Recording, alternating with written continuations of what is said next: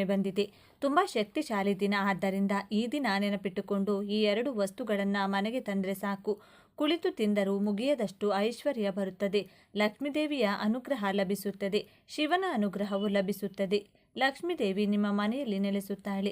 ಈ ದಿನ ಈ ವಸ್ತುಗಳನ್ನು ಖರೀದಿಸಿದರೆ ಸಾಕು, ನಿಮ್ಮ ಮನೆಯಲ್ಲಿ ಸಂಪತ್ತಿನ ಮಳೆಯಾಗುತ್ತದೆ. ಆದ್ದರಿಂದ ಈ ದಿನ ನೀವು ಈ ವಸ್ತುಗಳನ್ನು ಖಂಡಿತವಾಗಿ ಖರೀದಿಸಿ. ಈ ವಸ್ತುಗಳು ಅತ್ಯಂತ ಪವಿತ್ರವಾದವು, ತುಂಬ ಶಕ್ತಿಶಾಲಿ, ದೇವಿಗೆ ತುಂಬ ಪ್ರಿಯವಾದವು. ಆದ್ದರಿಂದ ಈ ವಸ್ತುಗಳನ್ನು ಖರೀದಿಸೋದ್ರಿಂದ ನಿಮಗೆ ಉತ್ತಮ ಫಲಿತಾಂಶಗಳು ಸಿಗುತ್ತವೆ ಮತ್ತು ನಿಮ್ಮ ಕಷ್ಟಗಳು ದೂರವಾಗುತ್ತವೆ. ಈ ವಸ್ತುಗಳು ನಿಮ್ಮ ಜೀವನವನ್ನು ಅದ್ಭುತವಾಗಿ ಬದಲಾಯಿಸುತ್ತವೆ. ಆದ್ದರಿಂದ ಈ ವಸ್ತುಗಳನ್ನು ನಿಮ್ಮ ಮನೆಗೆ ತನ್ನಿ. ಹಾಗಾದರೆ ಈ ದಿನ ಯಾವ ವಸ್ತುಗಳನ್ನು ಖರೀದಿಸಬೇಕು, ಯಾವ ವಸ್ತುಗಳನ್ನು ಖರೀದಿಸಿದರೆ ಧನ ಲಾಭವಾಗುತ್ತದೆ ಎಂಬುದನ್ನು ಈಗ ನಾವು ಈ ವಿಡಿಯೋದಲ್ಲಿ ವಿವರವಾಗಿ ತಿಳಿದುಕೊಳ್ಳೋಣ. ಅದಕ್ಕೂ ಮುಂಚೆ ನೀವಿನ್ನು ಚಾನಲ್ಗೆ ಸಬ್ಸ್ಕ್ರೈಬ್ ಆಗಿಲ್ಲ ಅಂದರೆ ಸಬ್ಸ್ಕ್ರೈಬ್ ಆಗಿ, ಹಾಗೆ ವಿಡಿಯೋಗೆ ಲೈಕ್ ಮಾಡಿ, ವಿಡಿಯೋ ಸ್ಕಿಪ್ ಮಾಡದೆ ಕೊನೆ ತನಕ ನೋಡಿ. ಎಲ್ಲರೂ ಭಕ್ತಿಯಿಂದ ಓಂ ಶ್ರೀ ಮಹಾಲಕ್ಷ್ಮಿ ನಮಃ ಅಂತ ಕಮೆಂಟ್ ಮಾಡಿ. ಈ ದಿನ ಒಂದು ಚೊಂಬು ನೀರು ತೆಗೆದುಕೊಂಡು ಆ ನೀರಿನಲ್ಲಿ ಚಿಟಿಕೆ ಅರಿಶಿನ ಬೆರೆಸಿ ನಿಮಗೆ ಹತ್ತಿರವಿರುವ ಅರಳಿ ಮರದ ಬಳಿಗೆ ಹೋಗಿ ಅರಳಿ ಮರಕ್ಕೆ ಈ ನೀರನ್ನು ಅರ್ಪಿಸಿ ಅರಳಿ ಮರದ ಸುತ್ತ 3 ಪ್ರದಕ್ಷಿಣೆ ಮಾಡಿದರೆ ಜಾತಕದಲ್ಲಿರುವ ಗ್ರಹದೋಷಗಳು ನಿವಾರಣೆಯಾಗುತ್ತವೆ. ಮುಖ್ಯವಾಗಿ ಹಣದ ಸಮಸ್ಯೆಗಳಿಂದ ಹೊರಬರಲು ಸಾಧ್ಯವಾಗುತ್ತದೆ. ಆದ್ದರಿಂದ ಜಾತಕ ದೋಷಗಳು ನಿವಾರಣೆಯಾಗಬೇಕಾದ್ರೆ ಇಂದು ಅರಳಿ ಮರಕ್ಕೆ ಅರಿಶಿನ ಬೆರೆಸಿದ ನೀರನ್ನು ಅರ್ಪಿಸಿ. ಇನ್ನು ಈ ದಿನ 2 ವಸ್ತುಗಳನ್ನು ಖರೀದಿಸಿ ಮನೆಗೆ ತಂದರೆ ಸಾಕು. 4 ದಿಕ್ಕುಗಳಿಂದ ಹಣ ಹರಿದು ಬರುತ್ತದೆ. ಪೀಳಿಗೆಯಿಂದ ಪೀಳಿಗೆಗೆ ಕಡಿಮೆಯಾಗದ ಐಶ್ವರ್ಯ ಬರುತ್ತದೆ ಎಂದು ಶಾಸ್ತ್ರಗಳು ಹೇಳುತ್ತವೆ. ಇಂದು ನೀವು ಏನು ಮಾಡಿದರೂ ಮಾಡದಿದ್ದರೂ ಈ 2 ವಸ್ತುಗಳನ್ನು ಖರೀದಿಸಿ ತಂದರೆ ಲೆಕ್ಕವಿಲ್ಲದಷ್ಟು ಐಶ್ವರ್ಯಗಳು ಬರುತ್ತವೆ. ಲಕ್ಷ್ಮೀದೇವಿಯ ಅನುಗ್ರಹ ಲಭಿಸುತ್ತದೆ. ಶಿವನ ಅನುಗ್ರಹವು ಲಭಿಸುತ್ತದೆ. ವರ್ಷವಿಡೀ ಹಣಕ್ಕೆ ಕೊರತೆಯಾಗುವುದಿಲ್ಲ ಎಂದು ಶಾಸ್ತ್ರಗಳು ಹೇಳುತ್ತವೆ. ಈ ದಿನ ಮನೆಗೆ ತರಬೇಕಾದ ವಸ್ತುಗಳಲ್ಲಿ ಮೊದಲನೆಯದು ಯಾವುದು ಅಂದರೆ ಅರಿಶಿನ. ಈ ದಿನ ನಾವು ಅರಿಶಿನವನ್ನು ಮನೆಗೆ ತಂದರೆ ತುಂಬ ಒಳ್ಳೆಯದು. ಅರಿಶಿನವನ್ನು ಮನೆಗೆ ತಂದರೆ ಶಿವನು ನಮ್ಮನ್ನು ಇಷ್ಟಪಡುತ್ತಾನೆ. ಅಷ್ಟೇ ಅಲ್ಲದೆ ಲಕ್ಷ್ಮೀ ದೇವಿಯ ಸ್ವರೂಪ. ಅರಿಶಿನವನ್ನು ಇಂದು ಮನೆಗೆ ತರೋದ್ರಿಂದ ಸಾಕಷ್ಟು ಸಂಪತ್ತಿನ ಜೊತೆಗೆ ಉತ್ತಮ ಯೋಗಗಳು ಲಭಿಸುತ್ತವೆ.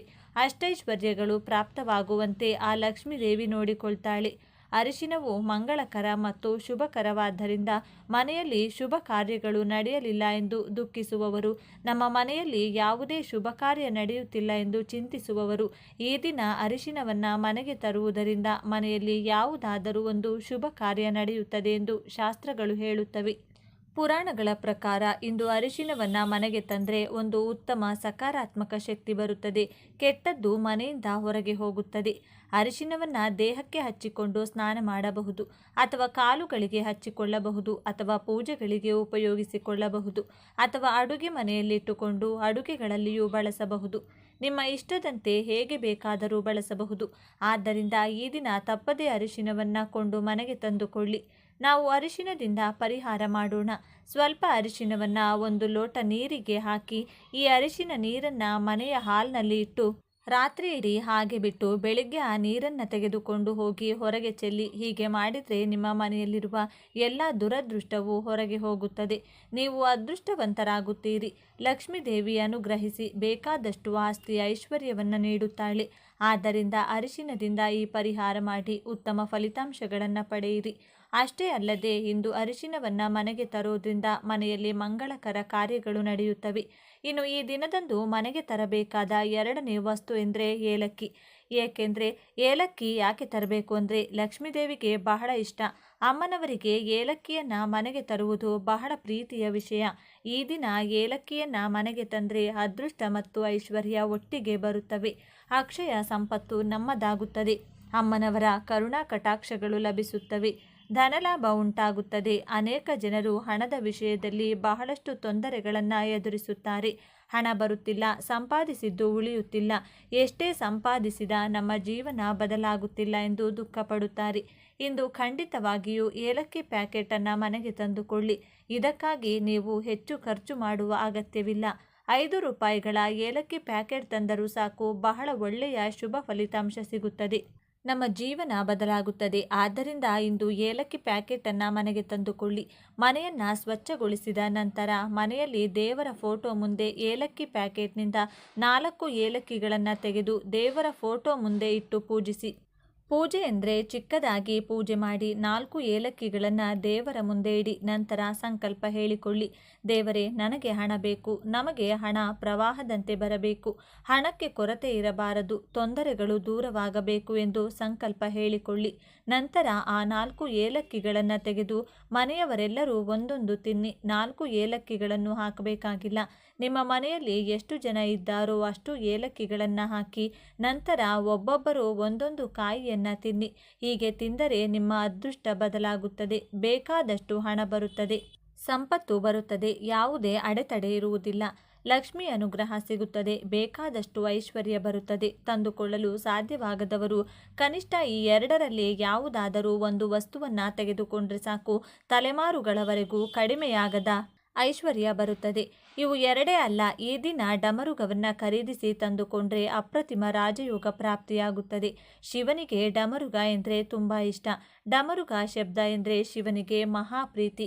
ಅದಕ್ಕಾಗಿಯೇ ಶಿವನ ಕೈಯಲ್ಲಿ ಯಾವಾಗಲೂ ಡಮರುಗ ಇರುತ್ತದೆ. ಡಮರುಗದಿಂದ ಹೊರಹೊಮ್ಮುವ ಶಬ್ದಗಳು ಭಾಷೆಯಾಗಿ ಮಾರ್ಪಟ್ಟಿವೆ.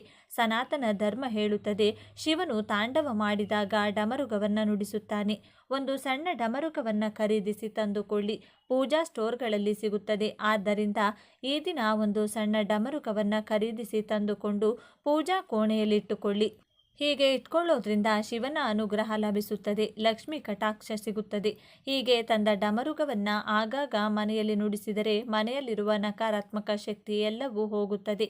ಹೀಗೆ ಡಮರುಗವನ್ನು ಮನೆಗೆ ತಂದುಕೊಳ್ಳುವುದರಿಂದ ಮನೆಯಲ್ಲಿರುವ ದುಷ್ಟಶಕ್ತಿಗಳು, ನಕಾರಾತ್ಮಕ ಶಕ್ತಿ ಎಲ್ಲವೂ ಹೋಗುತ್ತವೆ, ದಾರಿದ್ರ್ಯ ಹೋಗುತ್ತದೆ, ಅಷ್ಟೈಶ್ವರ್ಯಗಳು ಸಿಗುತ್ತವೆ. ಇನ್ನು ನೀವು ಸಾಸಿವೆಗಳನ್ನು ಸಹ ಖರೀದಿಸಬಹುದು. ಸಾಸಿವೆ ಅಂದರೆ ಕಪ್ಪು ಸಾಸಿವೆ ಇರುತ್ತದೆ ಅಲ್ವೇ, ಅದು. ಸಾಸಿವೆ ಅಂದರೆ ಲಕ್ಷ್ಮೀ ದೇವಿಗೆ ತುಂಬ ಇಷ್ಟವಾದ್ದರಿಂದ ಸಾಸಿವೆಗಳನ್ನು ಮನೆಗೆ ತರಬೇಕು. ಸಾಸಿವೆಗಳನ್ನು ಮನೆಗೆ ತಂದರೆ ಆ ಸಾಸಿವೆಗಳ ಜೊತೆಗೆ ಲಕ್ಷ್ಮೀ ದೇವಿ ನಮ್ಮ ಮನೆಗೆ ಬರುತ್ತಾಳೆ ಎಂದು ನಮ್ಮ ಪುರಾಣಗಳು ಹೇಳುತ್ತವೆ. ಸಾಸಿವೆಗಳನ್ನು ಮನೆಗೆ ತಂದ ನಂತರ ಆ ಸಾಸಿವೆಗಳಿಂದ ನೀವು ಅನೇಕ ರೀತಿಯ ಪರಿಹಾರಗಳನ್ನು ಮಾಡಬಹುದು. ಇಲ್ಲದಿದ್ದರೆ ನೀವು ಇವುಗಳನ್ನು ಸಹ ಪ್ರತಿದಿನ ಅಡುಗೆಯಲ್ಲಿ ಬಳಸಬಹುದು. ಅದರಿಂದಲೂ ಫಲಿತಾಂಶಗಳಿರುತ್ತವೆ. ತದನಂತರ ದೇವಿಯ ಚಿತ್ರದ ಮುಂದೆ ಸ್ವಲ್ಪ ಸಮಯ ಇಟ್ಟು ನಂತರ ತೆಗೆದು ಹಾಕಿ ಅವರೊಂದಿಗೆ ಪರಿಹಾರ ಮಾಡಿಕೊಳ್ಳಬಹುದು. ಇಲ್ಲದಿದ್ದರೆ ಅಡುಗೆಯಲ್ಲಿ ಬಳಸಬಹುದು. ಇಂದು ಸಾಸಿವೆಯನ್ನು ಖರೀದಿಸಿ ತಂದರೆ ಲಕ್ಷ್ಮೀ ದೇವಿಯ ಅನುಗ್ರಹದ ಜೊತೆಗೆ ನಮಗೆ ಐಶ್ವರ್ಯವು ಲಭಿಸುತ್ತದೆ, ಉತ್ತಮ ಅಭಿವೃದ್ಧಿ ಇರುತ್ತದೆ, ಬಾಗಿಲುಗಳು ತೆರೆಯುವುದರ ಜೊತೆಗೆ ಹಣವು ನಮ್ಮ ಕಡೆಗೆ ಆಕರ್ಷಿತವಾಗಲು ಹೆಚ್ಚಿನ ಅವಕಾಶವಿರುತ್ತದೆ.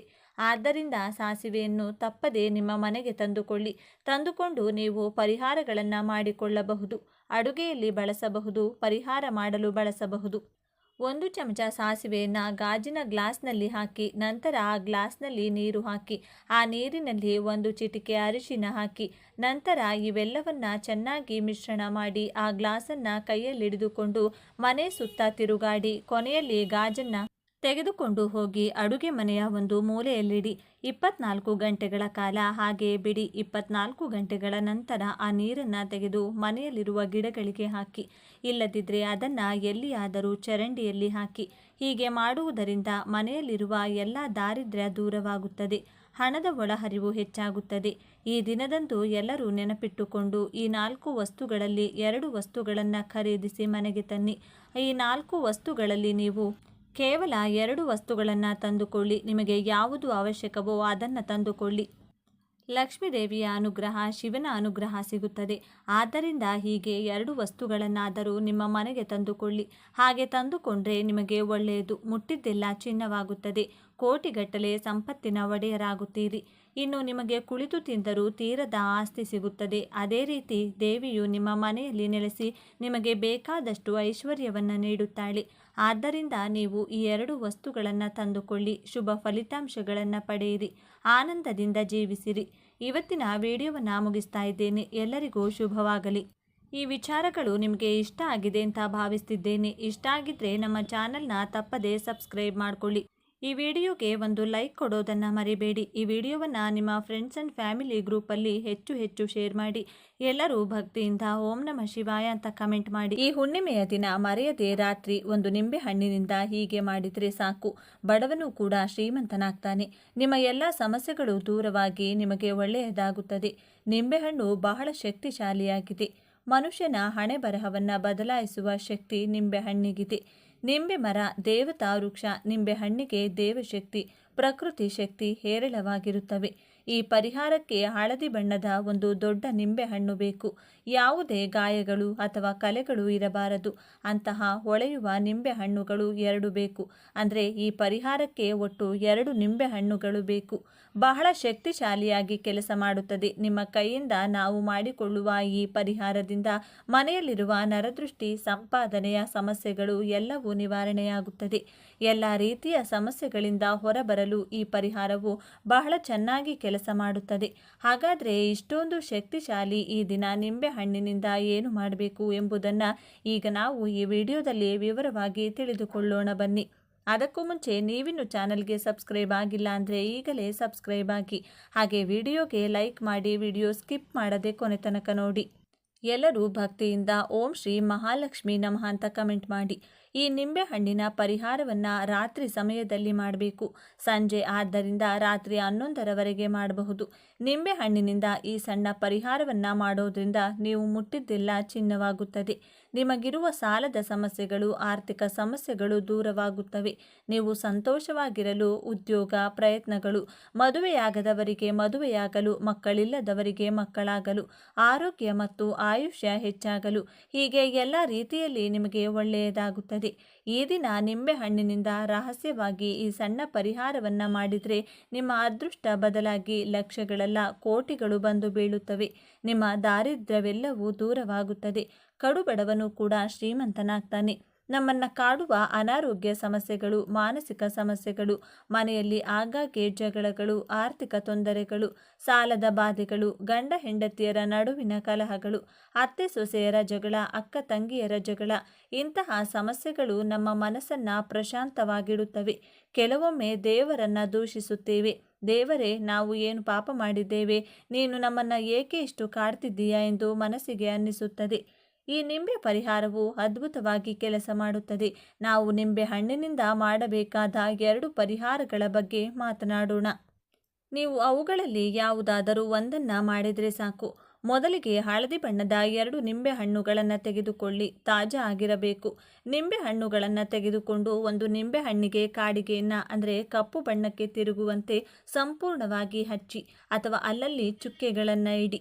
ಕಾಡಿಗೆ ಇಲ್ಲದಿದ್ದರೂ ಕಪ್ಪು ಮಸಿ ಇರುತ್ತದೆ ಅಲ್ವೇ, ಆ ಮಸಿಯನ್ನು ಸಹ ಹಚ್ಚಬಹುದು. ನಿಂಬೆಹಣ್ಣನ್ನು ಕಪ್ಪಾಗಿಸಿ ನಂತರ ಇನ್ನೊಂದು ನಿಂಬೆಹಣ್ಣಿಗೆ ಕುಂಕುಮದಲ್ಲಿ ಸ್ವಲ್ಪ ರೋಸ್ ವಾಟರ್ ಅಥವಾ ನೀರನ್ನು ಬೆರೆಸಿ ಪೇಸ್ಟ್ ಮಾಡಿ ಹಚ್ಚಿ. ಕೆಂಪು ನಿಂಬೆಹಣ್ಣು ದೃಷ್ಟಿದೋಷವನ್ನು, ಕೆಟ್ಟದ್ದನ್ನು ಹೀರಿಕೊಳ್ಳುತ್ತದೆ. ಕೆಂಪು ನಿಂಬೆಹಣ್ಣು ಜಾತಕ ದೋಷಗಳನ್ನು, ಗ್ರಹ ದೋಷಗಳನ್ನು ನಿವಾರಿಸುತ್ತದೆ. ಗ್ರಹಗಳನ್ನು ನಮಗೆ ಅನುಕೂಲಕರವಾಗಿಸುತ್ತದೆ.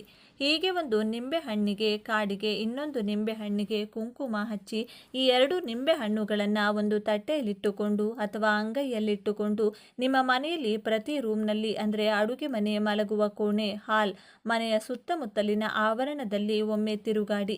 ಹಾಗೆ ತಿರುಗಾಡುವಾಗ ಕೆಟ್ಟದ್ದೆಲ್ಲ ಹೋಗಬೇಕು, ದೋಷಗಳೆಲ್ಲ ಹೋಗಬೇಕು, ಏನಾದರೂ ಪೀಡೆಗಳಿದ್ದರೆ ಹೋಗಬೇಕು ಎಂದು ಸಂಕಲ್ಪ ಮಾಡಿಕೊಳ್ಳಿ.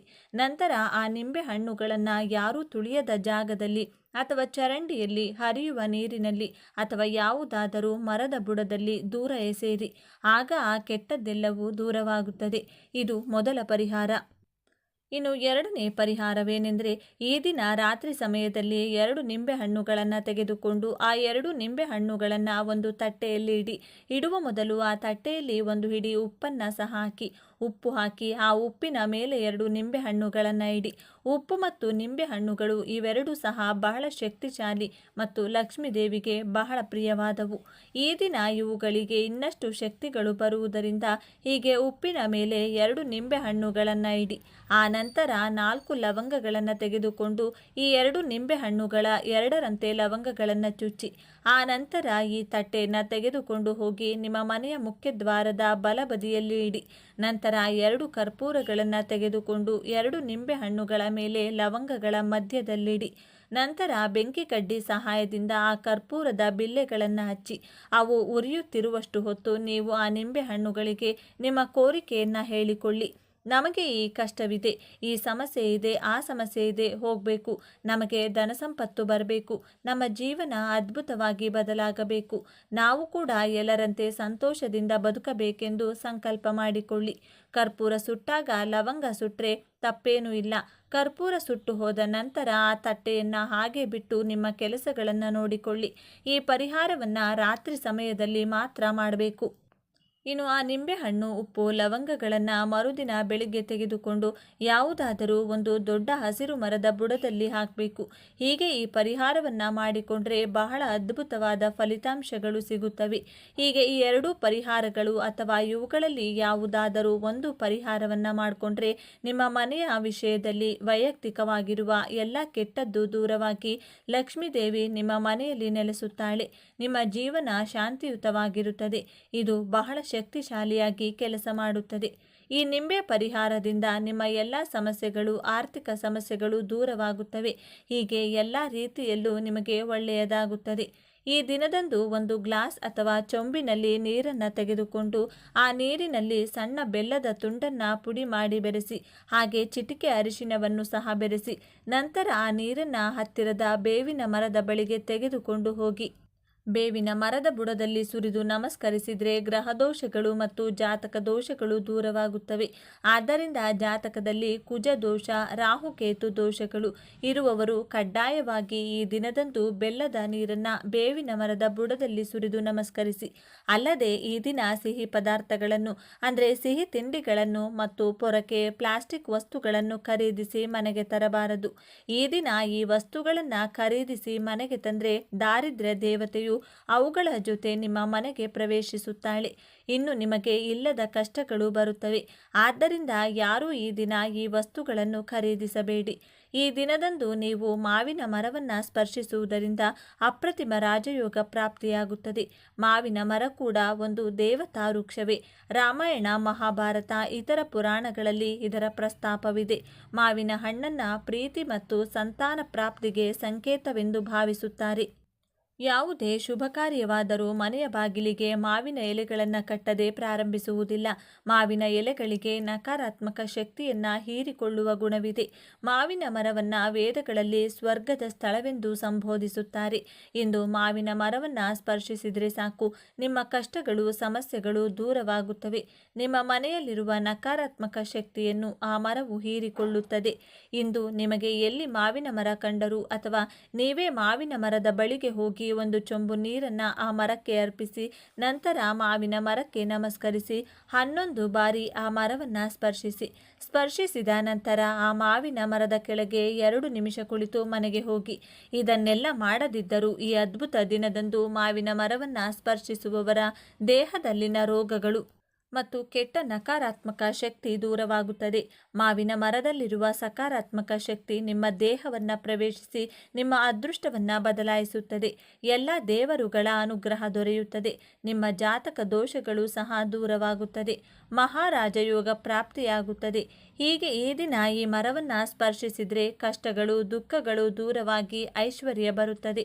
ಆದ್ದರಿಂದ ಎಲ್ಲರೂ ಈ ದಿನ ಮಾವಿನ ಮರವನ್ನು ಸ್ಪರ್ಶಿಸಿ ಎಲ್ಲ ಕಷ್ಟಗಳನ್ನು ನಿವಾರಿಸಿಕೊಂಡು ಎಲ್ಲ ಸಂಪತ್ತುಗಳನ್ನು ಪಡೆದು ಸಂತೋಷದಿಂದ ಬದುಕಿ. ಇವತ್ತಿನ ವಿಡಿಯೋವನ್ನು ಮುಗಿಸ್ತಿದ್ದೇನೆ. ಎಲ್ಲರಿಗೂ ಶುಭವಾಗಲಿ. ಈ ವಿಚಾರಗಳು ನಿಮಗೆ ಇಷ್ಟ ಆಗಿದೆ ಅಂತ ಭಾವಿಸ್ತಿದ್ದೇನೆ. ಇಷ್ಟ ಆಗಿದ್ದರೆ ನಮ್ಮ ಚಾನಲ್ನ ತಪ್ಪದೇ ಸಬ್ಸ್ಕ್ರೈಬ್ ಮಾಡಿಕೊಳ್ಳಿ.